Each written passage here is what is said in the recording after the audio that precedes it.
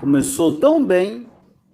Foi lançado com uma recepção entusiasmada em 1970 e um ano depois até apareceu no filme 007, Os Diamantes São Eternos. A carroceria era um belo design do italiano Giovanni Michelotti e tinha um motor V8 de 3 litros suave e potente. Parecia que, finalmente, a Grã-Bretanha tinha um concorrente para o Mercedes SL. Mas quase tudo que podia dar errado deu. Hoje são grandes clássicos e mais adiante vamos analisar valores e pontos importantes para quem quer comprar um.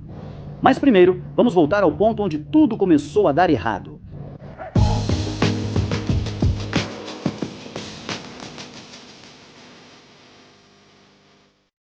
Então, finalmente, a Triumph estava realmente enfrentando a Mercedes. Seus modelos TR existentes estavam envelhecendo e nunca foram tão práticos quanto o W100 e 13SL. O ataque foi em duas frentes. Eles vão usar uma carroceria de design italiano para ofuscar a Mercedes e depois um belo e grande V8 britânico para superar os 6 cilindros em linha alemães. Em 1963, Giovanni Michelotti pegou um sedã 2000 padrão. Ele encurtou o chassi. Para abrir a traseira, usou o Spitfire como inspiração. E a dianteira era um design totalmente novo, que acabou sendo usado também no 2000 restilizado. No entanto, o trabalho avançava lentamente.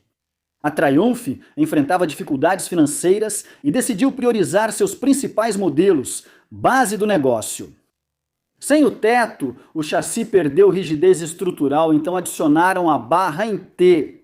Agora, isso se tornou uma parte intrínseca da identidade do Stag, mas se você olhar para o design original de Michelotti, eu realmente acho que, por causa disso, ele perdeu um pouco da simplicidade e elegância que tinha originalmente.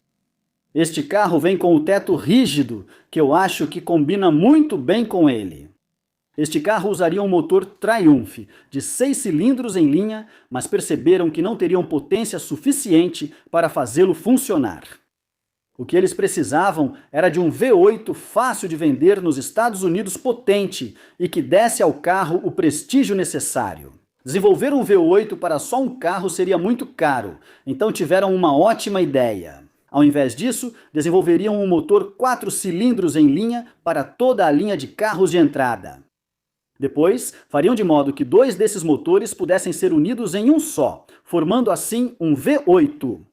No entanto, em 1967, houve uma complicação adicional porque a Rover foi incorporada ao grupo controlador da Triumph, a British Leyland. A diretoria que passou a comandar a British Leyland veio da Rover, então havia muita pressão sobre a Triumph para simplesmente usar o novo V8 da Rover, aquele derivado do Buick. Os engenheiros da Triumph não demonstraram interesse, principalmente porque o carro já estava atrasado no cronograma. Acho que nesse ponto já tinham se passado 5 anos desde o início do processo de design, e eles não queriam ter que redesenhar o carro para aceitar o motor da Rover, então mentiram e disseram que ele não caberia. Ele acabou sendo lançado em 1970 e foi recebido com grande entusiasmo, mas os problemas não demoraram a aparecer.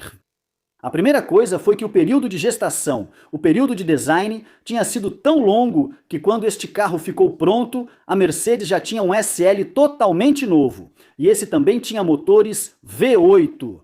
Mais importante ainda, o Stag, mais do que qualquer outro carro que eu conheço, realmente sofria com problemas de superaquecimento, e isso se devia não a uma, mas a 3 questões diferentes e não relacionadas. Primeiro, a bomba d'água era de baixa qualidade, e não só isso, eles a colocaram bem em cima do motor. Isso significa que se em algum momento o nível caísse, seja com o tempo por evaporação ou porque esquentou um pouco e um pouco de água saiu, ele imediatamente ficaria abaixo do nível da bomba e o líquido de arrefecimento pararia de circular. Isso superaquecia o motor e causava rápida falha da bomba. Então, mesmo repondo o fluido, o carro seguiria superaquecendo. A próxima coisa era que os prisioneiros de fixação do cabeçote estavam em ângulos diferentes, então quando o carro esquentava, isso causava uma torção neles, levando à queima da junta do cabeçote. E o último fator nessa tempestade perfeita de superaquecimento era que esse motor tinha a parte de baixo de ferro e os cabeçotes de alumínio. Por si só, isso normalmente não seria um problema, mas a qualidade do alumínio nos cabeçotes era realmente muito ruim. Se os proprietários usassem anticongelante de qualidade seguro para alumínio, não haveria problema, mas isso não foi comunicado corretamente aos concessionários ou proprietários. Então ocorreu corrosão eletrolítica, que gerou uma pasta branca que bloqueava as galerias do radiador, causando superaquecimento. Com as fraquezas conhecidas, os Stegs podem ser bem mais confiáveis. Há modificações úteis, como o reservatório de expansão elevado deste carro, que aumenta o volume do líquido de arrefecimento e também mantém esse líquido em um nível mais alto. Mas chega disso, vamos ver como é dirigir. Adoro detalhes desses carros antigos. Todos são diferentes, como as presilhas do cinto de segurança. Nunca vi assim, eles são tão característicos da época. Enfim.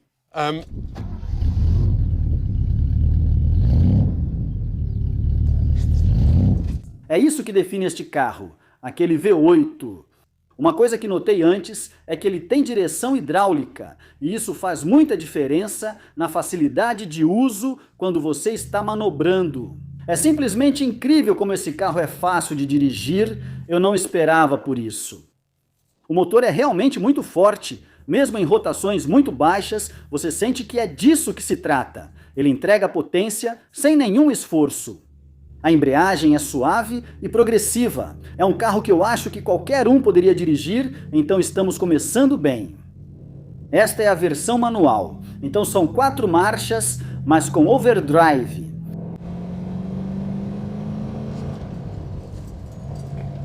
Tem um pouco de peso na alavanca e é bastante preciso, mas é realmente agradável de usar. O volante e os pedais são bastante deslocados, especialmente os pedais para a direita. O volante não é tão ruim, mas tirando isso, a ergonomia é surpreendentemente boa neste carro. Então ele tem um interior muito bonito, você tem uma espécie de couro sintético por toda parte, alguns painéis de madeira bonitos ali, mas todos os controles do aquecedor estão concentrados na parte de baixo, o que faz sentido. Isqueiro e desembaçador do vidro traseiro. Para as luzes, há um botão giratório na frente, e como de costume, os limpadores ficam à esquerda, seta e buzina à direita. Então é tudo muito fácil, tudo bem claro. A única coisa que me vem à mente é que há um painel adorável ali que eu adoro. É como um bolo meio fatiado e mostra as luzes para você. Para coisas como combustível baixo, a seta ligada e o freio de mão acionado, mas a fatia do óleo fica escondida pela sua mão quando você está dirigindo com as mãos no volante. Então a posição desse painel não é muito boa. Mas fora isso, surpreendentemente bom para um carro britânico dessa época, e a direção hidráulica realmente faz com que seja muito fácil de dirigir. O conforto de rodagem até agora também parece muito bom, muito agradável. Era um carro bastante luxuoso para a sua época. Se você começar a considerar que ele tem direção hidráulica, tem o overdrive, mas também eu acho que não era tão comum nos anos 70 ter vidros elétricos. E estes, muito incomum para um carro quadradão dessa época, sobem e descem com uma agilidade surpreendente.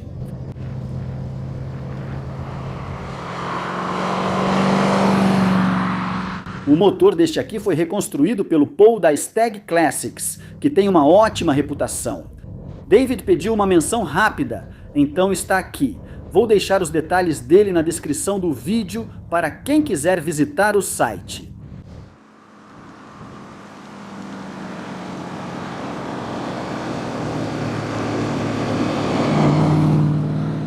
Vamos ver como ele se sai passando as marchas. David, o dono, me falou que a primeira e a segunda estão boas, mas o sincronizador está um pouco fraco, então vou tomar cuidado para trocar de marcha relativamente devagar nessas. Aliás, eu não mencionei, mas esse V8 de 3 litros produz cerca de 140 cavalos de potência.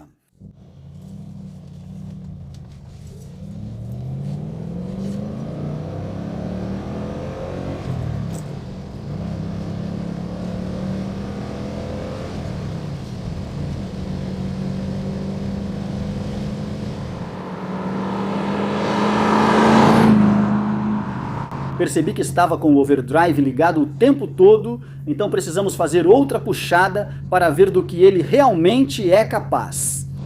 Mas dá para perceber que não é um motor girador de jeito nenhum. Tem bom torque em baixa rotação e é muito suave se você quiser esticar o motor, mas simplesmente não parece valer muito a pena. É um carro voltado para o conforto e talvez isso não seja algo ruim.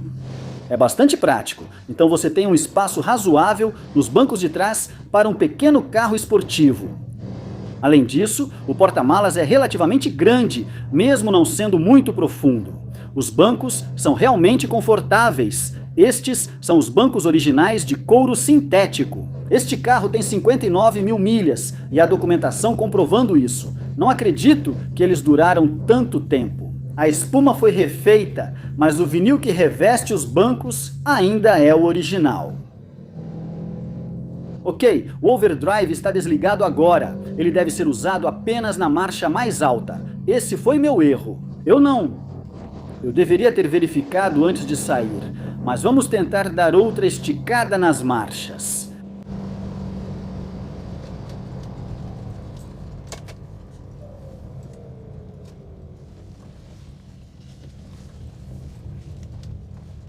O raio de giro está bom e estamos prontos?